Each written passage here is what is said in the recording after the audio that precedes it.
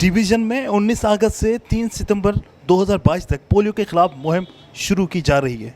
मुहिम के किए गए इंतजामात का जायजा लेने के लिए डिविजनल टास्क फोर्स की सदारत में एक अहम इजलास मुनक्किद हुआ। इजलास में हैदराबाद जामशुरू जिला में गुज़िश्ता माह शुरू की जाने वाली पोलियो मुहिम की कवरेज का जायजा लिया गया।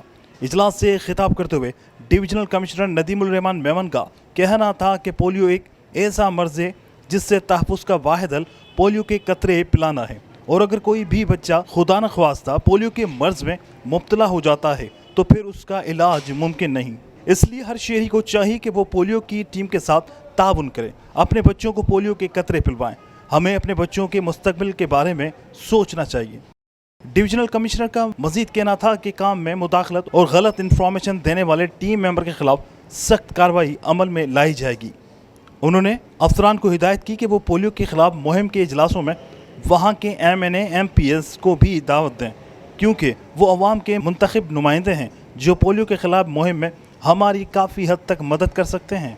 इजलास में deputy commissioner Hyderabad Fawad Ghaffar Soomro, deputy commissioner Jamshoro Fariduddin Mustafa, district health officer Hyderabad Lala Jafar Pathan, regional director PPHI Hyderabad Maula Bakhsh Solangi, district health officer Jamshoro doctor Vinod, doctor Bisma Kazim Jatoi, divisional task force के डॉक्टर राज, डॉक्टर इमाम बख्श और दूसरे अफसरान शरीक थे। कैमरामैन उमर हयात के साथ इमरान शलकेरी, धूम न्यूज़ 24/7 हैदराबाद।